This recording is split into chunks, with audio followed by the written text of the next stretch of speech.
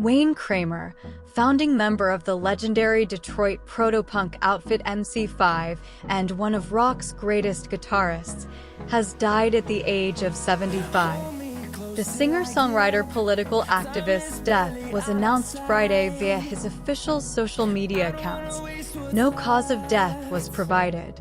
On Rolling Stone's 250 Greatest Guitarists of All Time list, with Kramer sharing placement alongside Fred "Sonic" Smith, we wrote, forged in Detroit during the 1960s. The MC5 guitar tandem of Kramer and Smith worked together like the pistons of a powerful engine.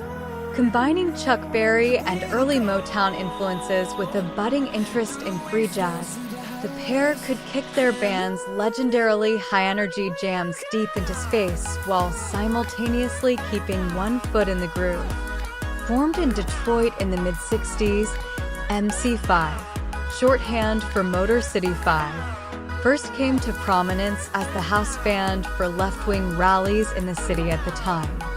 Following a performance outside the Democratic National Convention in Chicago in 1968, Kramer and company returned to Detroit and its Grande Ballroom in October of that year to lay down what would become their landmark album, Kick Out the Jams. The live LP, with its rallying cry, "Kick Out the Jams, Motherfuckers," would ultimately land on Rolling Stone's list of the 500 greatest albums of all time. Kick Out the Jam's rise and screams with the belief that rock and roll is a necessary act of civil disobedience. The proof: it was banned by a Michigan department store, Rolling Stone wrote of the album. The MC5 proved their lefty credentials the summer before the album was recorded when they were the only band that showed up to play for the Yippies protesting the 1968 Democratic Convention in Chicago. While MC5's tenure was short-lived, the band only released 2 studio albums, 1970's Back in the USA and 1971's High Time, before their initial breakup. The group had a lasting impact on what would become punk rock, both in its overtly political lyrics and the Kramer/Smith tandem's explosive riffs.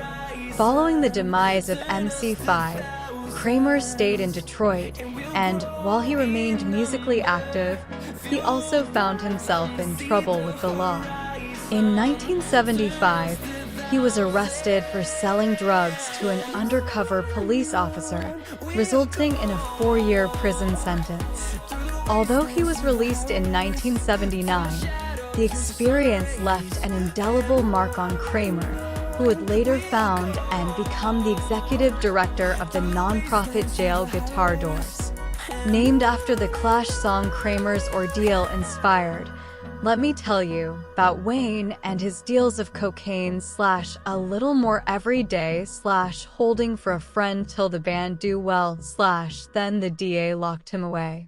The charity provides musical instruments to those incarcerated as a means to rehabilitate through the transformative power of music.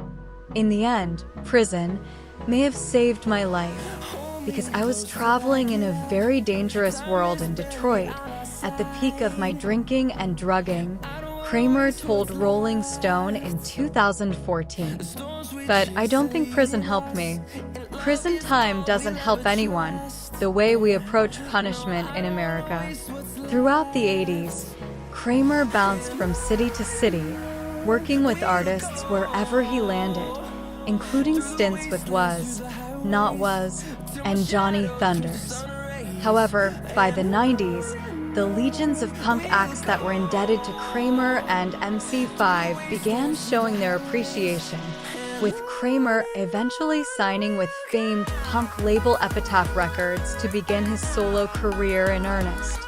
Kramer's first LP on the label, The Hard Stuff, arrived in 1995 and featured guests like the Melvins, drummer Josh Freese, Black Flag / Circle Jerks singer Keith Morris, Bad Religion's Brett Gorwitz, and many more.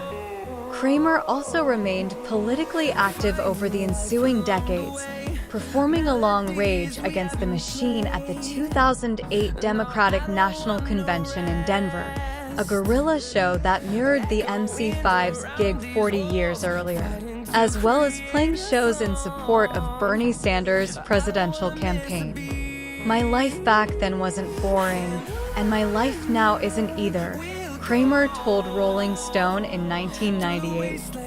I'm motivated by the sheer terror of being an old person with no money and no health insurance, and finding myself homeless and sick. That's what gets me out of bed and motivates me to go write new songs and get going. This is not all fun and games, this is serious. Last year, Kramer announced the upcoming release of Heavy Lifting, the first MC5 album since 1971's High Time, and featuring original drummer Dennis Machine Gun Thompson alongside Tom Morello, Don Was, Vernon Reid, and Slash. At the risk of sounding grandiose, fate has cast me as the curator of the MC5 legacy, Kramer told Uncut last year. And to be true to the legacy, I have to stay connected to the basic founding principles the MC5 represents, that we have a working class approach to the art, and that we continue to try to push the music forward to reflect the world that we live.